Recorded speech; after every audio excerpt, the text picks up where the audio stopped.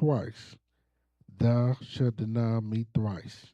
Lesson 9. By the end of this lesson, we will remember all that happened when Peter denied Jesus as he had foretold. Explore feelings experienced when one fails to meet the expectations of others and practice and spiritual disciplines to build a strong relationship with God. Life need for today's lesson. Christians find it challenging to accept at times that they cannot do something they truly believe that they could do. Okay, thank you, sir. All right. Now, as we begin, I'm going to read light on the word. The Last Supper. The Passover feast was initiated during the Israelites' exodus from Egypt. One of the feast ritual, one ritual of the feast required the sacrifice of a lamb. During the last of the 10 plagues, the Lord set out to kill all of the firstborn males in Egypt. The lamb's blood was to be placed over the doorpost of the Israelites' homes as a sign that he would pass over them. In remembrance of their deliverance from death and slavery, they were to celebrate the Passover annually.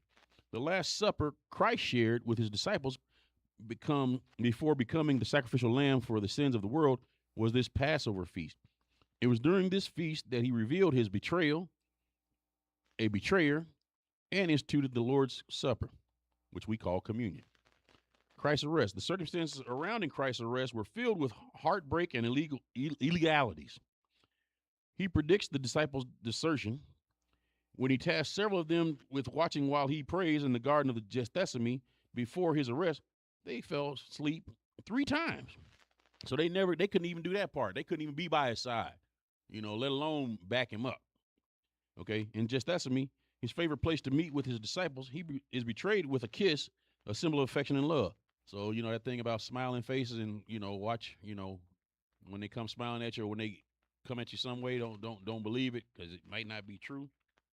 Okay, he was tried by several members of the Sanhedrin, which was made up of 71 men, chiefs, priests, elders, and teachers of the law, whose roles were to uphold justice.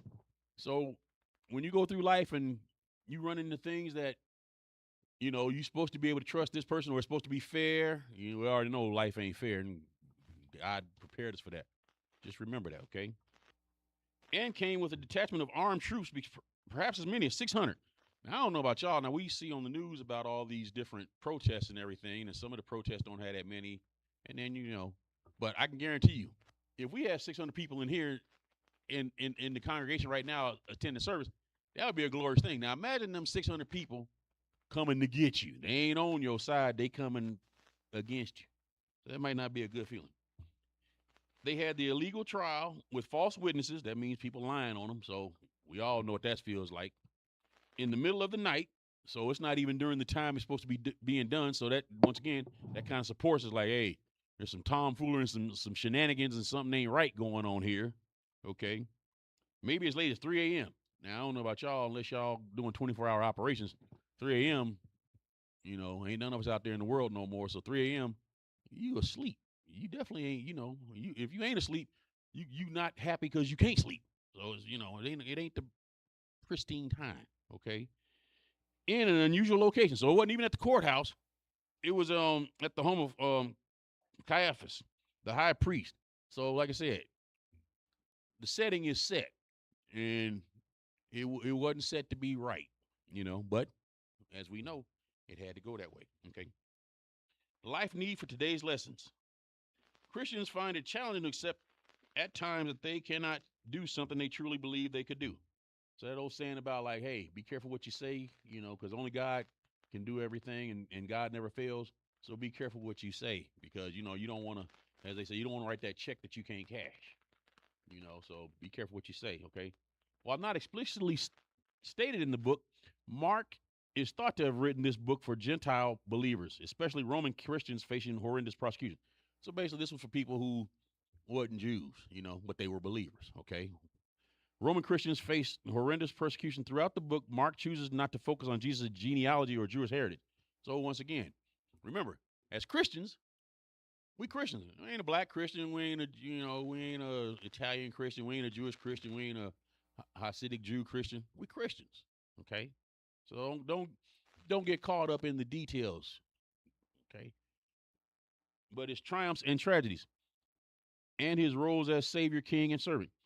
He vividly shares stories of Christ's miracles, but also his struggles, the hostility of the Jewish leaders, and in this case, the desertion and denial of those closest to him.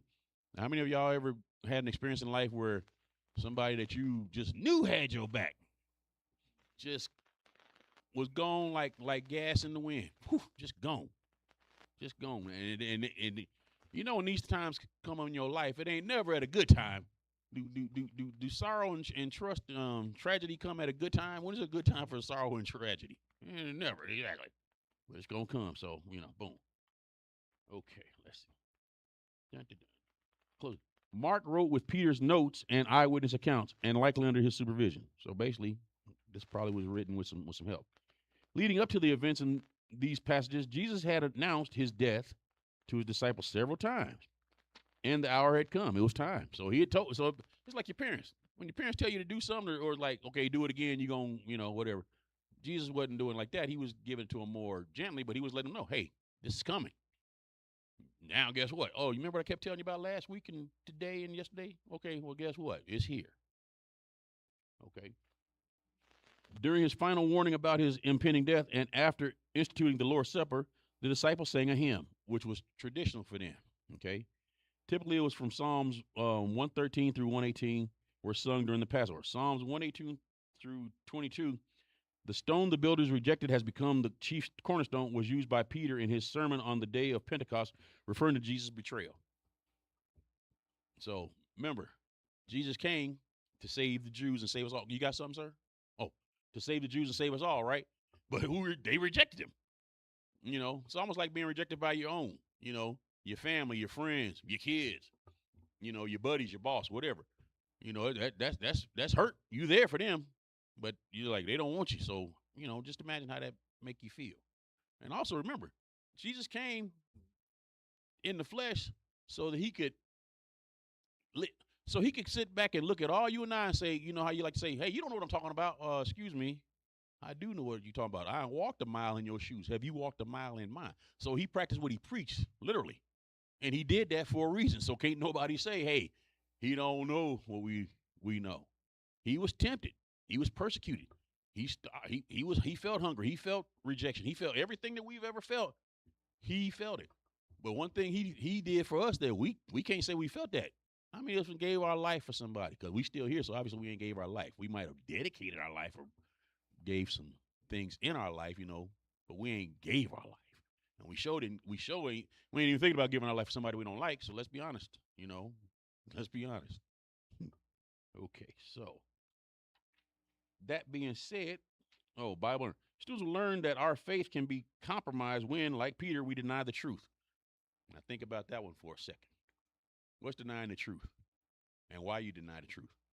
Is it out of fear? Is it out of hubris, arrogance? You deny the truth, especially it's like, who want to be told when they wrong? Well, you deny that real quick. You deny that real quick. That being said, would somebody please read? Oh, hold on. Likely in a very, okay, let me read this one. Yeah, got a bunch of good stuff in here. Now, after the Passover meal in the Jewish tradition, Jesus and his disciples sang a hymn. They were saying hymns. I said that. The Greek word for sing is humneo, which implies a song of praise to God. After this, Jesus and his disciples went to the Mount of Olives for further discussion and prayers, as they often did. The Mount of Olives was outside the walls of Jerusalem. From there, they could look down and see the temple. It's like almost going through Scenic Drive or coming down Trans Mountain and stuff. If you stop and look, when you ain't trying to pay attention to the road, it's a beautiful view, and you can it's overlooking everything. Okay. And prayers they often did. The Mount of Olives was outside the city. Okay. The Garden of Gethsemane was on the Mount of Olives. Jesus often took his disciples to this quiet, beautiful place. Okay. Likely in a very somber mood. Think about it. You just had the Last Supper. Jesus reiterated and told you, like, hey, everything I told you about, I'm gonna get betrayed. He didn't reveal to them who's gonna betray. Well, he he said who's gonna betray him in the whole 9 yards. Wow. So how you gonna be in a good mood if you find out that somebody in this room that you like and you congregate with is, a Judas, literally, so to speak. Yes. You got something? Oh, okay, okay. So, which have taken, so it took him about 15 minutes to go there. So, them 15 minutes walk, if you want to compare it, I'm going to make a comparison. Remember when your mom said, go get me something to beat you? Or, yeah, nah. Go get me something to beat you with, right? I don't care how, if you was quick and did it in 10 seconds, that was the longest 10 seconds of your life. Ain't none of us took 10 seconds. I know we tried to take it 10 minutes because you always took it to the point where it's like, okay, I don't want her to come and call me that I'm taking too long, but you was trying to take too long. You was praying and hoping that she forgot. Earthquake, she got distracted. You was trying to put that off. You know what I'm saying? So then 15-minute walk to the Mount of Olives, what they just was told, it wasn't a good day. They was like, man, it wasn't a joyous moment. You know, a time that was supposed to be a joyous moment, which was the remembrance of them being passed over. She's like, yeah, this is it. I'm gone. So ain't nothing happy to be about that. So them 15 minutes was kind of hard on him, right? Okay. He has reminded them of his impending death and sent his betrayer on his way. So just let you know, he ain't told Judas, hey, you got to go. Now we don't know, but you can imagine. Now, what you think would have happened to Judas if Jesus hadn't sent him away? You think the other 11 might have put some healing hands on that man? I'm just saying, right? If you find out somebody did something to one of your loved ones and stuff, the one that the person did something to might have to save the one that did it to him from the ones that want to take some justice, revenge, or whatever on that person. It don't say, but it does say Jesus sent him away. We just contemplating, like, hey, if Judas had stayed around, it might not have been a good day for Judas. Okay. Let's see. But there's more pain to come. He quoted Zechariah 13:7. Jesus predicted when he, the shepherd, is struck, the sheep, would desert him. After 3 years of living and traveling together, being taught by him, seeing him perform miracles and serve others, and coming to a clear understanding of who he is, they would still lose courage and forsake him. Now, I want to ask about that. Now, it says here that, yes, they did spend all this time with him, and they did see the miracles he did. He did talk with him. But ask yourself, even at this point, do you think any of them actually understood who they was with and who Jesus was? No. Yeah. Well, if they did, yes, I would feel sad, but I'd also feel rejoiced because he was telling me that too. He was telling me this got to happen. This has got to happen. This is going to happen. This is how it's going to happen. But hey, y'all chill out and y'all stand fast. I'm teaching y'all how to stand fast. I'm telling y'all how to stand fast. But they didn't learn. They didn't know. They still didn't even understand him. So how they going to understand everything he was teaching them? These many years now, most of us have spent at least a good part of, I'll say, over 10 minutes or 10 years of our life studying Christ and trying to follow Christ. Who among us can say that we know everything or understand everything? We still striving to get that better understanding and that closer walk with thee. Right? Okay. Now, 14 more. Okay. So, with that being said, I think I'm finally ready to get into the reading. So somebody please read the first verse for me. Verse 26. And Mark answered, I'm sorry. And when they had sang a hymn, they went out into the Mount of Olives. Mm-hmm. Okay, so that's basically saying that, boom, they going with it, right? And we covered that. So, but remember, they went out to the Mount of Olives. Jesus was, remember, like I said, Jesus was going there to pray. They accompanying him and everything. And he said, hey, man, go ahead and, y'all, first he asked them to pray with me, right? What'd they do? They fell asleep. So they couldn't even follow that simple thing. It's like, hey, man, go take out the trash. You enjoyed the meal, everything. We're doing a little cleanup. They couldn't even do that. Okay? So when they got there, that was the I guess the preceding disappointment. Okay. You think that they took for granted Jesus too much? That's why they didn't follow him? They were with him all of this time. Mm-hmm. And seeing all the blessings that Jesus did, Mm-hmm. you think they just automatically just said, don't worry about it, Jesus will take care of it, and had that mind frame? And that's why they didn't follow him as much as they should have? That's a good question. What do you think about the question you asked? What's your understanding I think and that feeling there about it? was probably some that Huh? had that attitude Mhm. because they had seen so much of Jesus doing, Mhm. so they basically said, "Don't worry about it." You know, Okay. not just Well, there was some, I'm saying, but not all of them. well, my answer, and thank you for that. My answer to your question, my perspective is my answer is you don't miss the water till the well run dry. Yes. What y'all think of that? You know, and even then, I got you. I see you back there, so give it to me. Okay, well, I don't think any of them took him for granted Mhm. because you have to remember that there's an adversary lurking about looking to see whom he can interfere with. Mm-hmm. His name is Satan. Mm-hmm. And because he was there running interference, Mm-hmm. causing problems, they just weren't able to fully comprehend. So I don't think anyone took him for granted. Mm-hmm. But they saw what he did, but fully couldn't understand who he was, Mm-hmm. except for Peter. Mm-hmm. Because Peter is the one who said, "You are the Christ." Mm-hmm. Yep. Yep. Ooh, I'm glad you said that, and we're gonna get to that now. So, Mark, to answer your question, and the elder backed it up real good, and I stand on my statement about what you guys all tied in. You say they took it for granted. Maybe they did, maybe they didn't. We don't know. Elder brought out a good thing. I don't think they took it for granted, but like I said, they didn't understand. You know, like you said, they've been with him all this time. They still don't know. They still don't know. And to be honest, my statement about them falling asleep, they have never. To what point have they ever demonstrated that where they held up their part of the bargain? Like you said, Jesus did everything. Jesus is everything. They there. They getting all the benefits. They getting all the smoothness of the gravy. Jesus is the lump and taking all the lumps. When did they do their part? Other than they the entourage. They're like, hey, I'm with him, right? Now it's getting ready to come down to where it's like, oh, it's gonna be some heat coming on, you know. Yes, ma'am. All right, Mike, you got a mic.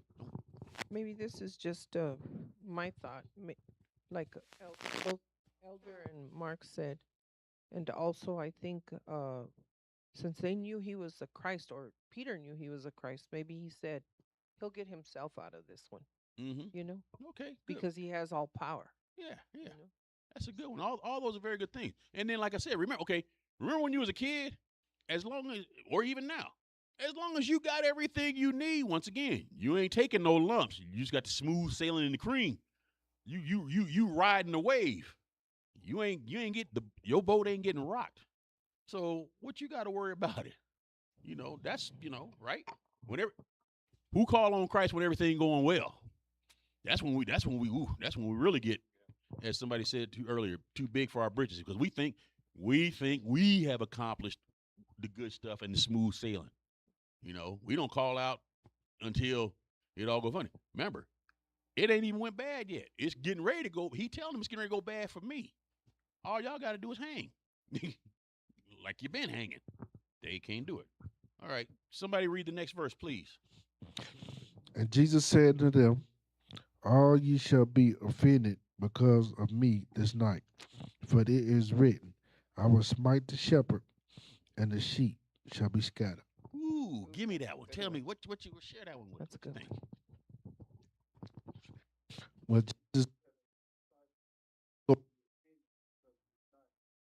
Mm-hmm.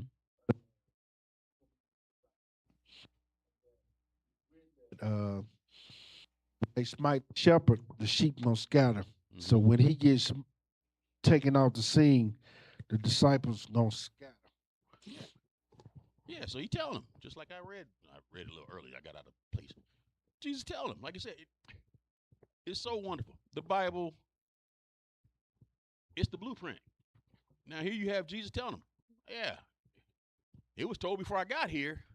When the shepherd, me, I don't know if they recognize. Like I said, sometimes when people telling you something, you can't see it or you can't understand it, and it's right before you, but it's like they telling you, but you can't see it or you don't comprehend it. He telling them again what was already foretold. When the shepherd, me, gets smite, boom, they gonna take me and do something to me. Y'all gonna run. Y'all gonna be scared. Y'all gonna be afraid. Basically, what he's saying is when the leader, when something happens to the leader, the followers gonna be where to go. They don't know. they gonna forget their training. They gonna forget their preparation. Okay. Yep. Next verse, please, somebody. But after that, I am risen. I will go before you into Galilee. Mm-hmm. Okay. Yep. So Jesus knew. What you got for that one, sir? He's just telling them once once he's been risen from the dead, he will meet them in Galilee. Yes, sir. Anybody else? Now the book says, and I'm in agreement. Jesus knew he was going to be hung on the cross, nails hammered in by the Romans at the instigation of his own people. Now remember, Romans didn't do this to him. It was his own folks. The Sanhedrin, which was made up of Sadducees and Pharisees and the scribes. You know, it wasn't like a jury of your peers. It was a jury of the learned it was a jury of the policymakers and the law upholders. They was the one upholding the law. They was the one committing the sin. You know? Okay. Yeah. But perhaps one of the most hurtful things that was that his own disciples would desert him. Like I said, hey, you don't never get mad or too offended. You know, you get that human offense. But boy, when it's one of your own, you know, that's when it hurt. You know, and I will reiterate, Jesus came here to die for our sins and to experience what we feel as human beings in the flesh. When you get betrayed by your own in the flesh, it hurt more than, say, an enemy or somebody you don't know. In other words, if you don't have that kind of relationship with them, it's going to hurt, but it's not going to hurt as much as if you get betrayed by your wife, your friend, your brother, your sister, your pastor, you know. Go ahead. You got something, Becky? No. Okay. So it ain't, it says the word offended in Greek is scalizo, and it means to cause to stumble, or in this case, to be made to stumble. The English word scandalized comes from this same Greek root, and we would say that when Jesus was arrested, his disciples were so scandalized by what had happened to their master that they ran away in great fear. If this was happening to him, what would happen to them next? And like I said, Jesus Zechariah, when he told them, yeah, when something happened to me, y'all gonna run off too. And he did. So, next verse, anybody. But Peter said unto him, Although all shall be offended, yet will I not I. So this is pretty heavy. You know, he knows that they're not going to be around when stuff comes down, but he's letting them know that he truly loves them anyway. Mm-hmm. You know, and so that's why I say this is real heavy. Okay. Now, so now let's contemplate this and put this picture in our mind. So Peter said unto them, Although all shall be offended, yet will not I. So basically, Peter's standing up saying, man, I got you. Not me. Not me. Now, this being Peter found the desertion, with the disappointment of Judas' betrayal. Now, remember now, Judas was one of them. That's one of the, that's your inner circle, And it's like, wow. They caught you. Hey, we did this, but our parents didn't catch us until Mark went and told them. now we got caught, so we catching them. So that hurt the rest of us. That hurts. Like, man, okay, yeah. Now, mind you, we not taking ownership of what we did. We pointing the finger at Mark because he got us caught. Still not understanding. Hey, it got to go down this way, but still, he's hurt. So Peter says, it's like, man, he already mad about that, and so he pretty much said, man, he can't. He did everything to fall short of saying, hey, I ain't no Judas. I ain't gonna betray you. That even he said, if everybody else do, I got you back. What you got, ma'am? Yeah, just Okay. Peter was too sure of himself. Well, Yep. Okay. Now she say Peter was too sure of himself. Now ask yourself, what you real sure about? There's certain things. I'm be honest. I'm human. I'm imperfect. But I think there's certain things. But I got that. I'll give you a perfect example. Remember when we was fixing the bed, trying to fix the adjustable bed. Now, how many times, man, I'd bought different parts for that thing. I had troubleshot that thing. I'd done everything. I just knew. I was like, okay, I know I got this. But I didn't get it. My son came over, did the same thing I did, and he found one thing that I didn't do because I presumed, assumed, or whatever. So he fixed. He did the same thing that I was thinking, but he did something I didn't do. So look how sure I was. I was sure, but I didn't get it right. That's so and you're right. Peter was too sure because I was too sure. I know I got this, and I had it, but I didn't get it right. So we you're also don't know how we're going to react when stuff really goes. Yeah, wrong. you're right. Getting ahead, but you're right. You got something back there, Deacon Kennedy? No, okay, I'm just okay. All right. Next verse, please. And Jesus said to him, Verily I say unto thee, that this day, even in this night, before the cock crow twice, thou shalt deny me thrice. Ooh. So Jesus telling Peter that even this night, you're gonna deny me. When they come, when I get crucified, and they go come after everyone who's with me, you're gonna duck your head and you're gonna deny me. What y'all think about that one? Y'all think Jesus was being matter of factly? You think he was still being the kind, gentle shepherd, or you think, just a question? So don't get out of sorts. Or do you think Jesus was like calling him out, like, man, don't talk stuff. You need to sit down and be quiet. You talking all this. You gonna do this. So what do you think? You think he was calling him out, or you think he was just being? I think he was being straight up. Yeah. Okay, good. What you got back there, Elder? I saw you. So he was actually doing both, because Jesus, being God in the flesh, he was remaining loving and in kind, but he was also to the point of what was going to happen. Yeah. Okay. Yeah, I like that. I think thank you guys all for that. That was very good. That was very good. Now, that one being where we got. See, Peter declared that he would not deny Jesus even if all the others did. Like Becky said, he might have been too sure of himself. But Jesus knew Peter's heart. He knew all of our heart. Peter was too sure of himself. Once again, he forgot that it's too easy to slip up in life. There you go. Remember, I just knew I had that bed fixed. I knew I would fix it. I was sure of myself. I ain't getting nothing. Thank God it wasn't somebody's life or death, But he forgot that it's too easy to slip up. Despite this overconfidence, at least Peter had in his heart in the right place, and Jesus knew that. Once again, Elder, you're right. Okay, Peter could not believe that he would deny the Lord. See, there you go. You know how Elder Wheelwright always say, "Man, I hope I got the strength to do it." That's a good position to take, because he said the most important thing. I hope that I'm gonna be able to do the right thing. He didn't arrogantly say, "I got this." He said, "I hope I got this, or God will help me accomplish this." And that's the way we need to approach stuff, In the lesson this morning, in everything you do, consult God, ask Him about it, But when we think we got it right, we so wrong that, oof. Okay, but Jesus told him that. Okay, go ahead. So where are we at here? 31. We're on 20 what? 31. Oh, so we jumping? I know we jumping, but anyway, let's see. Let me make sure I got the right 119.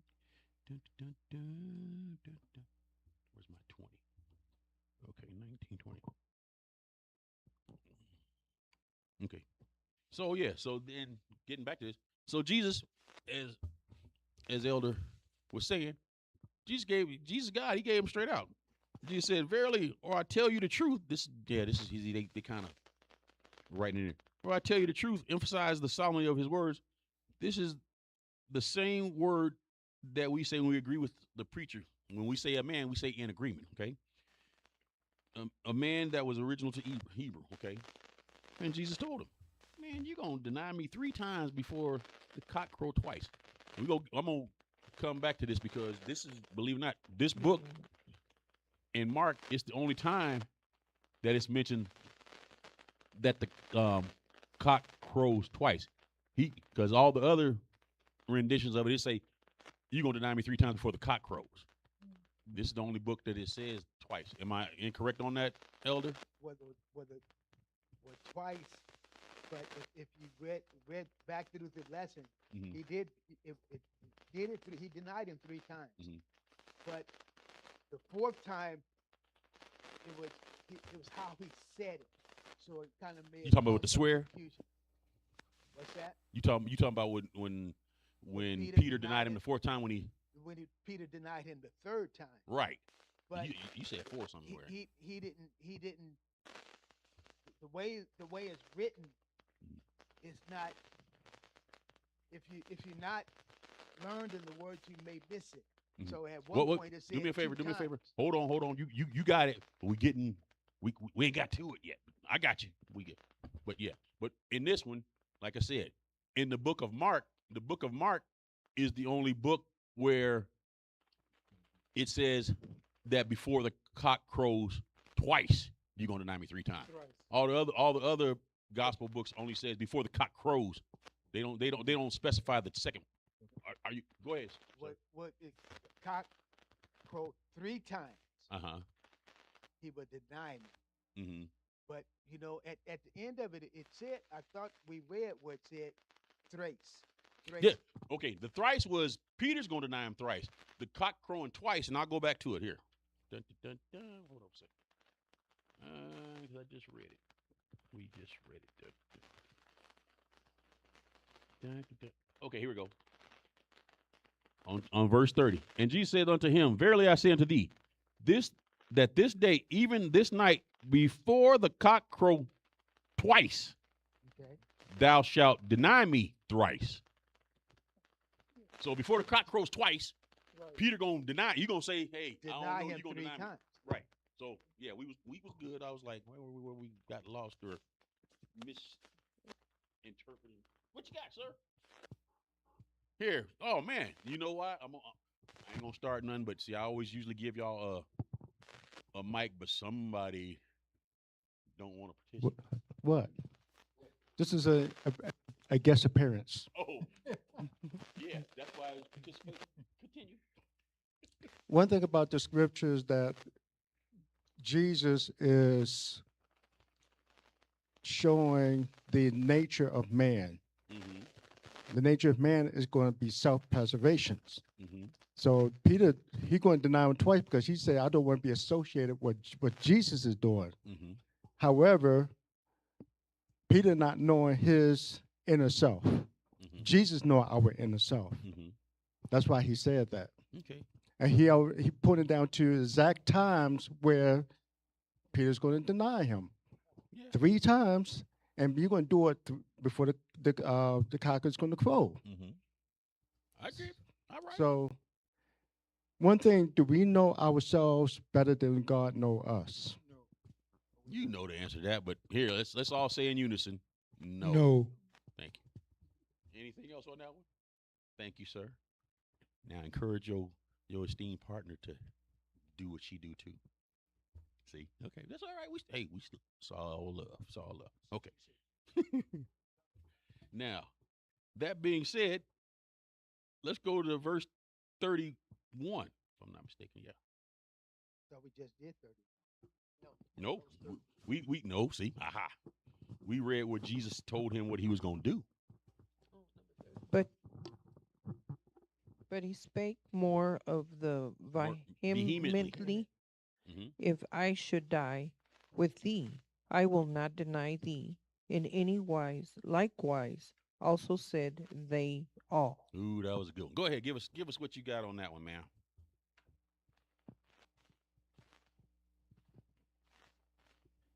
You can go ahead and explain it. Will. Okay, so I'm gonna read it again. But Peter, but he spoke more vehemently. That means he raised his voice. He took a More he sternly, yeah. he stomped his foot. You know, he started putting some hands out there. If I should die with thee, I will not deny thee in any wise.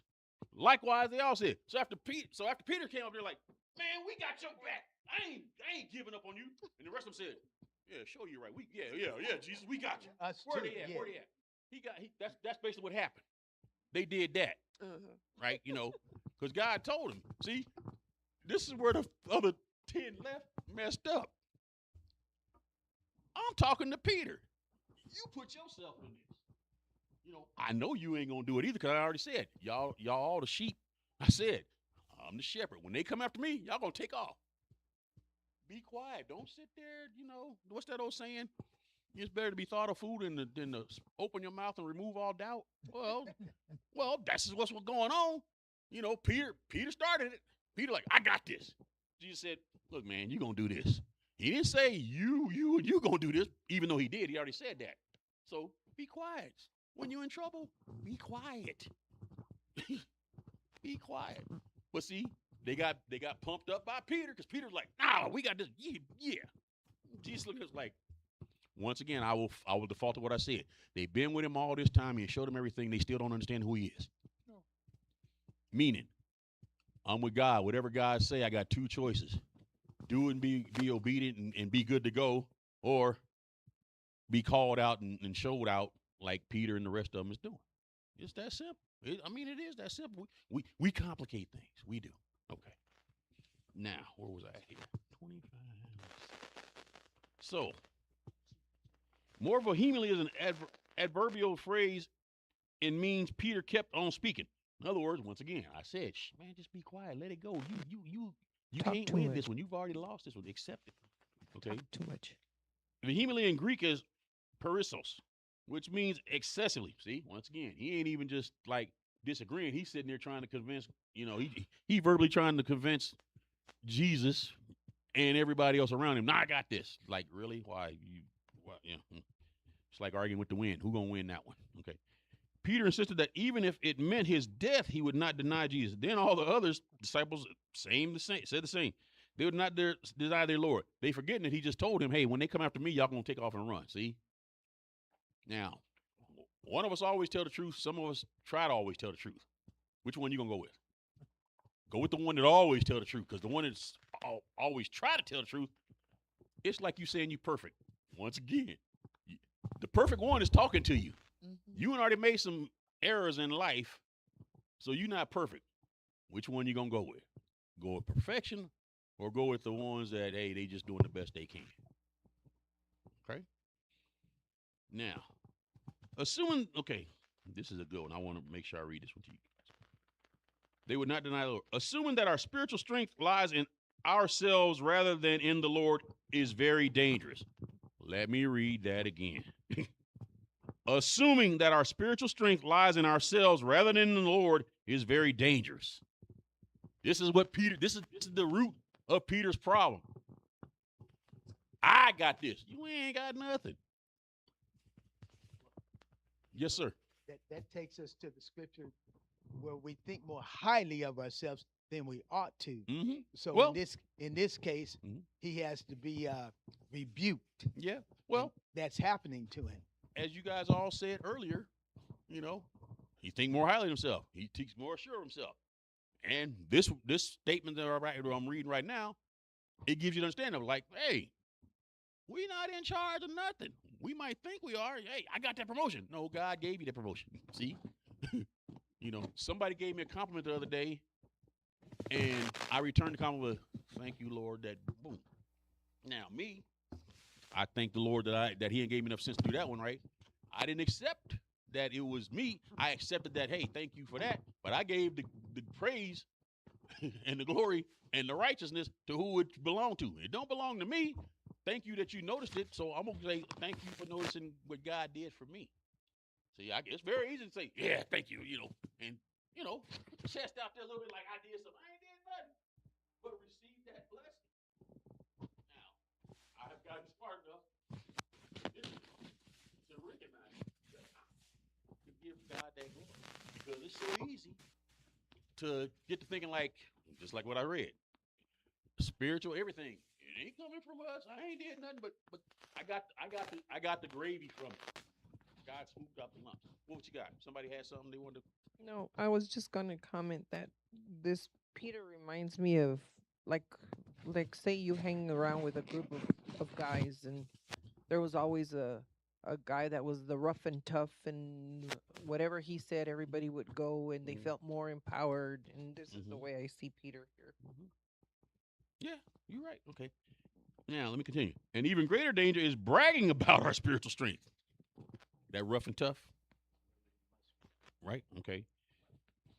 We can what we would always do or never do, because that always, ooh-wee. Yeah. Like I said, I knew I had that bed fixed and never got it fixed. Okay. We can avoid this by humbly, see, humble yourself, humble ourselves, asking God for his help in everything we do. See how simple that is? That's just, so simple. Okay. In between Christ's prediction of denial and this passage of his prayer in the garden, where 3 times Peter failed to remain alert and awake. See, we ain't even talking about him denying God. He had already failed before he even got to the thing that Jesus called him out on. Christ's words to him in the garden were, watch and pray, lest you enter into temptation. The spirit indeed is willing, but the flesh is weak. This could have served as a warning for what was to come. So we're kind of getting into what we're coming up to in 66. Remember, we jump. Mm-hmm. Yeah, well, guess what? That's why I stopped, and guess what I was going to do next? Well, guess what we're going to do next? Elder, could you read 66 for me?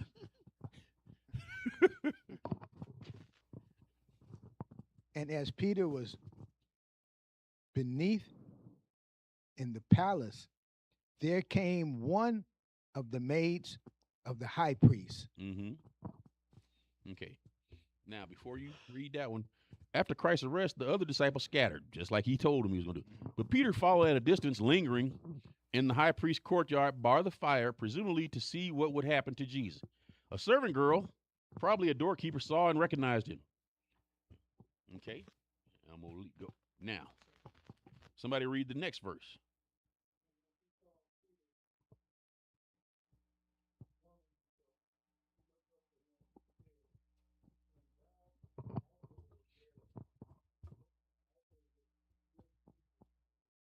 Mm-hmm. Ooh, yeah.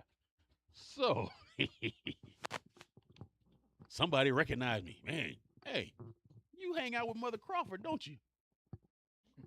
You know, that's all. Ain't the woman, the statement ain't nothing bad. It's just a statement of fact. Okay. But, dun, dun, dun. Go to the next verse, somebody. But he denied, saying, I know not, neither understand I what thou sayest. And he went out into the porch, and the cock crew. Crew. Yeah. Ooh, number one. So on his first denial, that simple question, hey, wasn't you with Deacon Kennedy and Mother Kennedy? I don't know them. Who? I wasn't. Who? Right? So he denies claiming not to understand. A common problem among disciples, especially in Mark. Now remind you, his first, that should have been some come to Jesus moment, so to speak, because his first denial, cock-a-doodle doo. You know, that was like, and the stage is set. That should have been a reset for him. It's like, wait a minute, I denied Jesus the first time. I heard that rooster crowing, but that didn't get him. But what happened is, he then moved to a different location, a covered porch away from the light where he could not be so easily recognized. See, the fire bring light. So he's sitting over there, hey, it's cold, Oh my God, they saw me. They know who I am. No, it wasn't me. I don't know that person. So now he moved. He didn't leave. He didn't scatter like the rest of them, but he's still there. And that's when when he was recognized and he denied it, Cold Croc the first time. Going on to the next verse, somebody. 69. And a maid saw him again and began to say to them that stood by, this is one of them. Ooh. Go ahead, sir. Okay, well, you can't do that one without getting into the next verse. Okay, well, hold on. Okay. You're right. But see, now, let me set the stage a little bit. You're right. We get into the next verse, but the setting for this one is like, okay, hey, wasn't you with Elder Wells? I don't know no Elder Wells. And then I left. I'm someplace else. Now, the same person that asked me if I was with Elder Wells came and found me again, but now they ain't alone. They got some people with them. So they just that one person now. It's a group now. And before that group, they like, hey, wasn't you with Elder Wells? Got busted. Right? Right? Well, not busted, just, well, yeah, you call it that if you want to, busted or whatever. Okay. So, so go to 70. Elder Wells, please take that one out because you in on this one. And he denied it again. Oh, number And two. a little after, they that stood by said again to Peter, surely thou art one of them, for thou art a Galilean, and thy speech agreeth unto thee. Thereto. Wee. Ooh, wee. Now, that's why I'm glad I wanted you to read this one again. Go ahead and say what you was going to say before. Okay, well, this is the second time, Mm-hmm. but the full impact is coming on the next time. Mm-hmm. So I don't want to get ahead. Okay, but But this verse says something very important.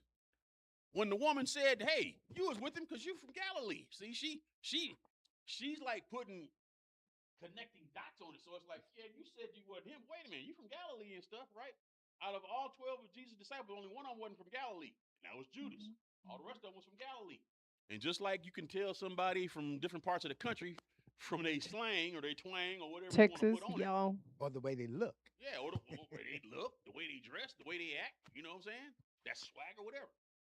And they call him out. Wait a minute. Yeah, you are. You was with him because you from Galilee too. So basically, they kind of like, they trying to point out to him like, man, why you lying to us? We know you was there because boom, boom, boom, boom.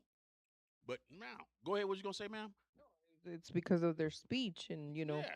maybe they had I don't know, different dialect, or Mhm. they had a y'all in there, or what's up, or something. Mm-hmm.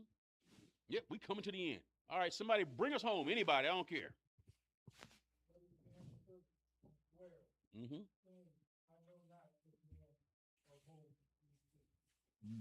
Mm-hmm. So, was that the third time that Peter denied Christ? Yes, that was the third time. That's the third time. Now, bring us, Deacon Kenny, read the last verse, please.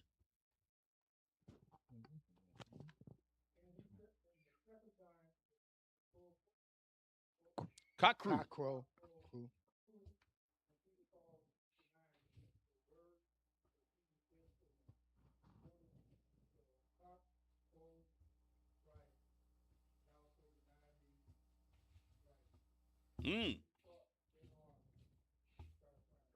Yep.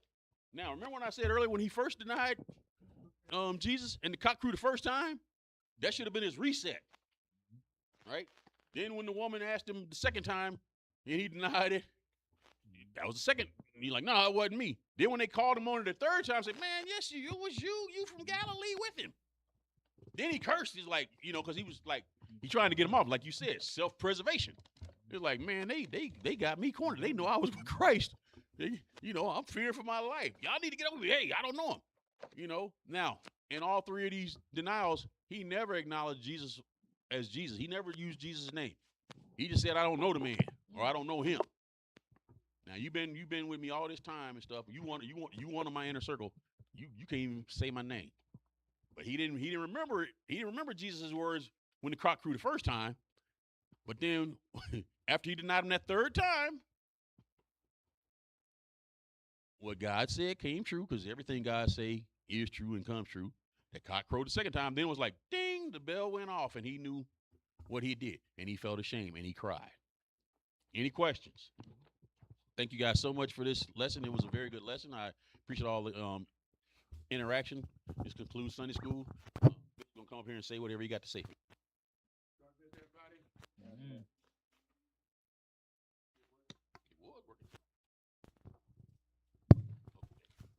Praise the Lord. Thank God for Deacon Spencer did a job. I'm not going to take much time because you need a little break. The only thing, I know he did a wonderful job. I've read that scripture many times. Question I might ask is this. How would you react with regard to your being a Christian, your knowing Jesus? How would you react under threat of death in terms of being, whether you telling folks, well, I know Jesus, and I'm not going to change no matter what you say to me. What would you say about being a Christian if people were going to deny you a job if they knew you were a Christian and you needed that money to take care of your family? What would you say, like that sometime back, who I don't think it's a high school girl, maybe a young woman, where some crazy fool said, deny that you're Christ and I'll let you live, or if you don't, I'm gonna kill you. She wouldn't deny it, so she was shot dead. Now the question is, how will you behave in terms of being a Christian under circumstances which would be more favorable to you if you did not let people know you were a Christian? How would you behave? And we all have to ask ourselves that question. We can say that we're born again Christian. And they didn't use know that.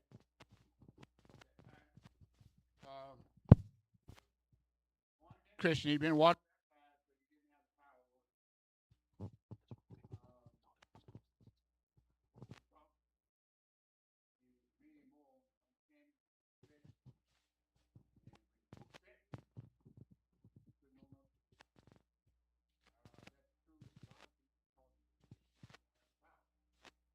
What about you folks who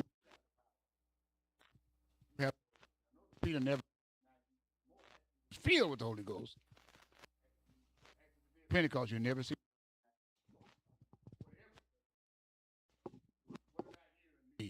Those of us who are filled with the Holy Ghost, because the majority of Christians are not filled with the Holy Ghost. Did you know that?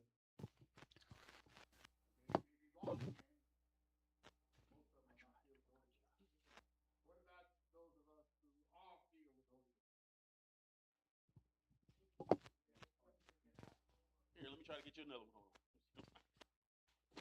How are we going to act? I don't know. I really don't. Take this one, Bishop. Most times, Yeah, that one work. you may not know how you're going to act until you run into that situation. How many of you have been in a situation, and we're through. How many of you been in a situation where it was challenging to you to own up to Jesus,